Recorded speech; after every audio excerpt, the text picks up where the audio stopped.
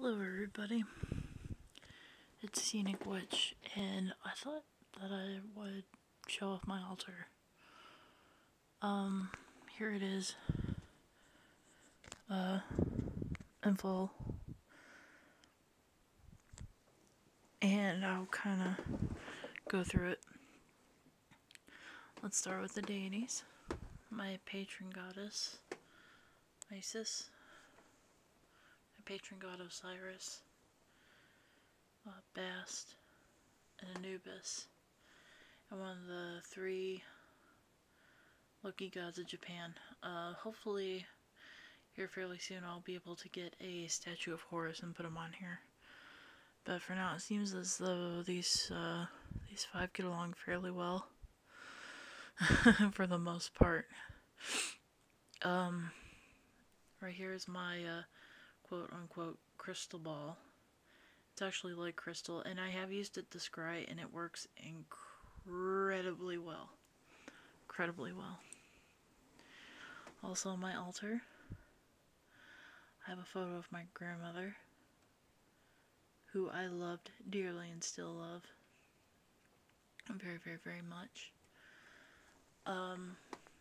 My parents.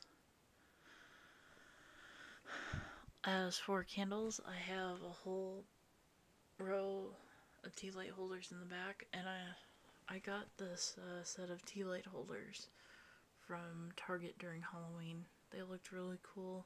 I wanted to have them on my altar. So there they are. In front of that are the Novena candles.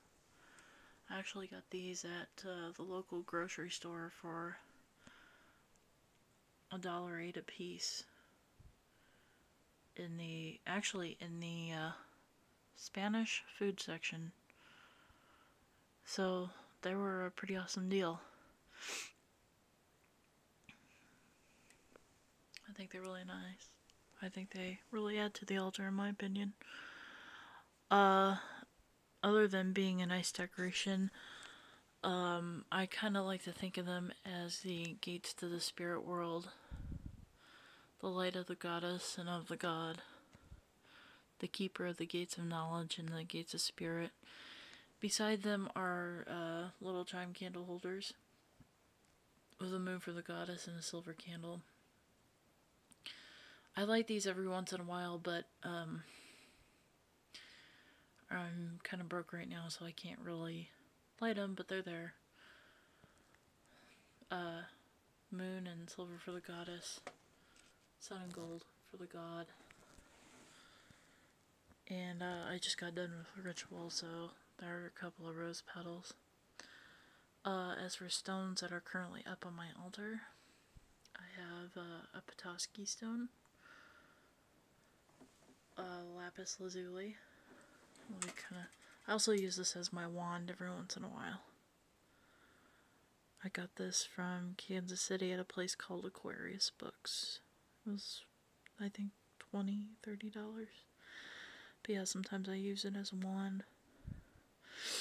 I also use it as a stone to stimulate the third eye, so I'll actually put down my third eye and just kind of rub in a clockwise motion to open it up.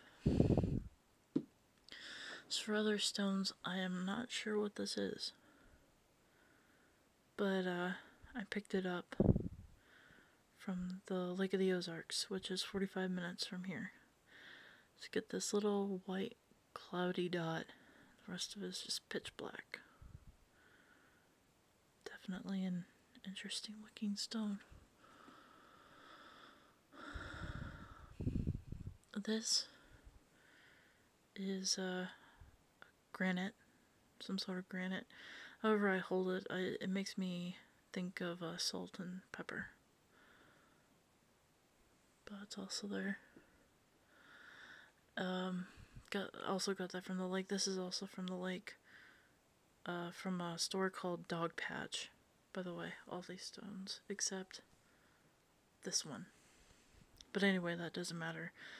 They labeled this as rainbow quartz, but I think it might be a piece of adventuring.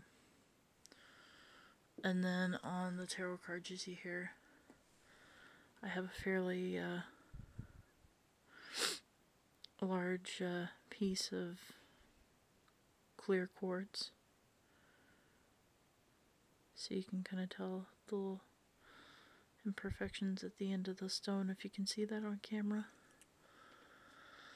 I believe this is amethyst.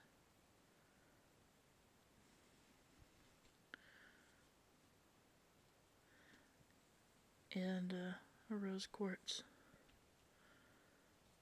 I used all these stones in my my ritual work as well as in spells. And sorry. That's basically what I use them for. Sometimes I'll circle them around the crystal ball for scrying. This is my athame. This actually belonged to my husband's father when he went deer hunting. I know some people are going to think it's gross, but I haven't bothered to clean it. To me, it's still imbued with the energy of the animals and of nature, so I like to keep that on the knife.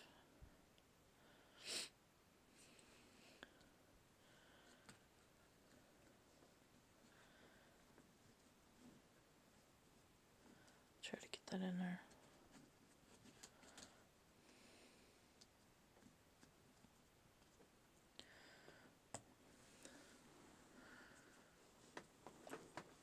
I also use this singing bowl.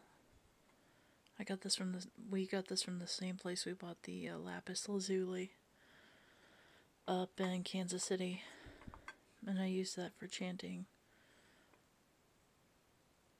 One thing I don't really do is write out spells. I just do them, and I use whatever I have around, like my incense or my singing bowl or my wand or stones. I just tend to wing it. And so when I want to say something, or if I want to cleanse the area, or I guess set up a circle of protection, I just use that bowl. This is my incense burner. I really don't use it for oil, don't have any, but I use it for incense. You can tell by the piece of charcoal. There's copal, frankincense and myrrh, and the back here is dragon's blood. Let's see, I'm at 7 minutes and 42 seconds. Of course, sage. I like unwrapping this so I can use one stem at a time. I'm cheap, I know. That's if I have to do smudging. And of course, Petoskey stone, if I didn't mention it before. I call this my husband's elk. The clasp is broke, so he can't really wear it.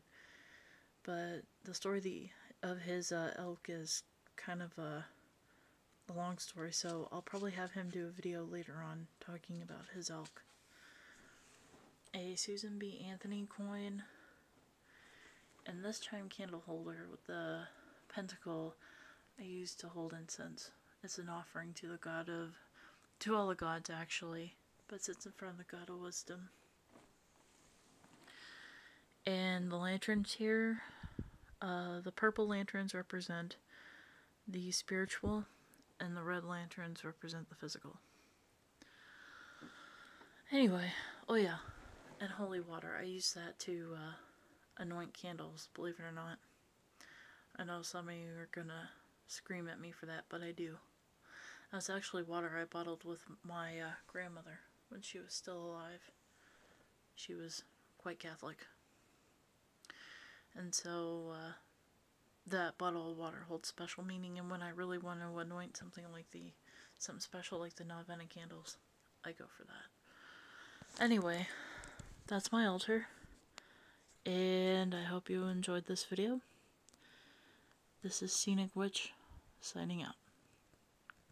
Oh yeah, if you have any more questions, feel free to comment below, and I'll explain a little bit more.